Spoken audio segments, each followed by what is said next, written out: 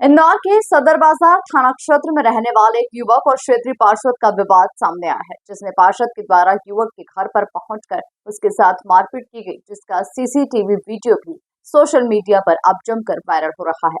बताया जा रहा है कि पार्षद से युवक ने अभद्र व्यवहार किया था। दरअसल पूरे मामले में सदर बाजार पुलिस द्वारा बताया गया कि कांग्रेस पार्षद अनवर कादरी कुछ युवकों के साथ क्षेत्र में ही रहने वाले जावेद खान के घर पर पहुंचे और मारपीट की घटना को अंजाम दिया, जिसमें पुलिस ने घायल जावेद के कहे अनुसार प्रकरण दर्ज किया है। तो वहीं पार्षद अनवर कादरी के अनुसार भी धमकाने सहित विभिन्न धाराओं में प्रकरण दर्ज किया गया है, जिसके सीसीटीवी फुटेज सोशल मीडिया पर भी जमकर वायरल हो रहे हैं।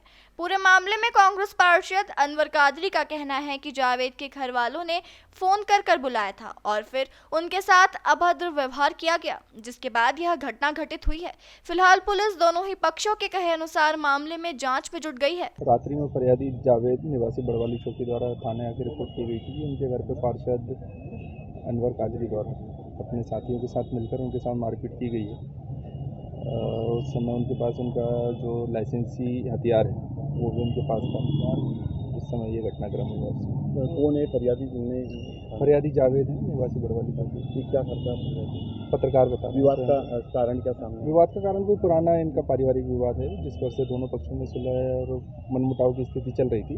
उसी पर से ये विवाद। एक ही परिवार के नहीं, परिवार अलग अलग। मतलब जो पार्षद है उनके किन धाराओं में मामला दर्ज? उनके 452, 303, 294, 500।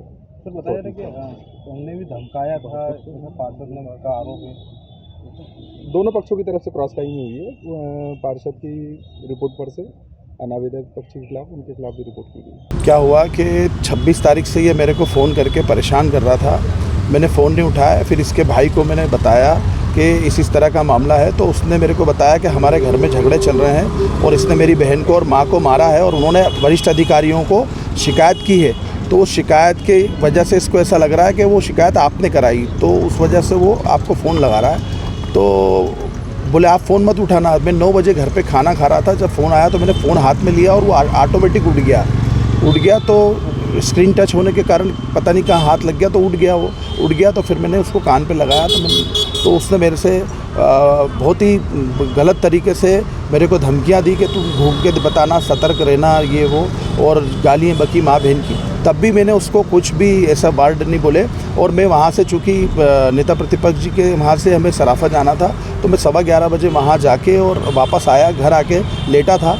तो जो वार्ड का काम देखते हैं आशिक कुरैशी, उनके पास में फ़ोन करता है कि तुम दोनों कल से वार्ड में मत घूमना और तुम्हारी नेतागिरी सब बुला दूंगा, और जो है तुम लोगों के बीच में बहुत बोलते हो, और ये मैं जिनको भी बोलता हूँ उनसे, कई बंगालियों से, कई अलग अलग लोगों से वसूली करना, रोज़ शाम को 6 बजे के बाद से दारू पीना, तो रात को 2-2 बजे तक के दारू पीना, लोगों से झगड़ा करना। अभी बीच में 1 साल पहले बजरिया में जो है अब्बासी बिरादरी के नौशाद अब्बासी, रफ़ीक अब्बासी, इनसे झगड़ा किया। मतलब हर उसमें तो कहीं ना कहीं बीच में ये अपने आप को पत्रकार बोलता है, पर पत्रकार है नहीं। ये साप्ताहिक अखबार निकालता है और लोगों को ब्लैकमेल करके और लोगों को परेशान करता है। और मुझे जब इनके घर जाने का जो वृत्तांत है वो ये है कि इसने मेरे जो काम संभालते हैं आशिक कुरैशी, उनको फ़ोन लगा के बोलता है कि कल से वार्ड में मत घूमना। तो उसके अंदर ये हुआ कि इनने समझाया कि यार तुम दोनों भाई की तरह रहे हो। इसके बड़े वाले भाई बचपने के दोस्त हैं अनवर भाई के। तो बोले यार आप लोग आपस में मत झगड़ा करो। तो बोले ठीक है, अगर राजीनामा करना है तो उसको लेके घर पे आ जा, और अभी आ जा, अम्मी के सामने बैठ के बात कर लेंगे। तो मैं जब घर से, मेरे को आशिक कुरैशी घर पे आया, तो मैं जब घर से जाने लगा तो मेरी वाइफ ने बोला कि कुछ लेके जाओ, क्योंकि वो हमेशा पिस्टल रखता है। और वहाँ भी अभी आप कोई सीसीटीवी फुटेज में निकलाने की कोशिश कर रहा हूँ कि मुझे किसी ने बताया कि 1 घंटे पहले ही वहाँ चाकू और पिस्टलें लेके ही खड़ा होता 4-5 लोगों के साथ में। तो वो फुटेज भी अभी मैं दिखवा रहा हूँ। तो ये बोले वो हथियार के साथ होगा तो आप कुछ ना कुछ लेके जाओ। तो मेरी जो लाइसेंसी बंदूक थी मैं वो लेकर के वहाँ गया, पर मेरी मंशा नहीं थी मारने की या कुछ चीज़ करने की, या उसको उस हिसाब से नहीं लेके गया था, अपनी सेफ्टी के लिए ले गया था। पर वहाँ जब जाता हूँ तो वही वाली हरकत कि उसने मेरे को दूर से देखते ही गाली बकना शुरू कर दी और अनसर्ट बोलना, बोले बंदूक लेके आया, तेरी माँ का बहन का डरा रिया, ये कर रिया, वो कर रिया। तो वो गाली गुप्तार के अंदर जो है वो झूमा झटकी हो गई।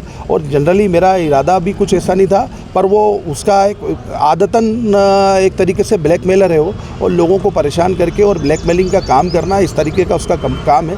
जनरली मेरा आप 15 साल में देखोगे तो मेरे वार्ड में कहीं मैंने कभी किसी के साथ इस तरह की कोई चीज़ नहीं हुई, और ना मैं इस तरह का मेरा नेचर है कि मैं कहीं मीडिया के या पुलिस के या किसी के भी कभी खिलाफ कभी कोई चीज़ नहीं करी। किसी हर मीडिया शिकायत दर्ज कराई है पूरे प्रकरण में? हाँ, ये जो मेरे पास रिकॉर्डिंग है, तो ये रिकॉर्डिंग के अंदर मैंने थाने के ऊपर जो है रिकॉर्डिंग सुनाई, तो फिर साहब ने जो है उस पर एक मुकदमा दर्ज किया 507 का, और मेरे ऊपर भी एक कायमी करी है। तो वो जो है उसके लिए जो भी देखिए, इस संबंध में पुलिस से एक बार बात करी जाएगी, और निश्चित रूप से अगर इस तरीके की घटनाएं होती हैं तो ये किसी तरीके से क्षम्य नहीं है। जो भी आपराधिक प्रकरण दर्ज होंगे और उसके साथ साथ और अन्य भी कड़ी कार्रवाई जो भी वैधानिक होगी हमारे द्वारा करी जाएगी।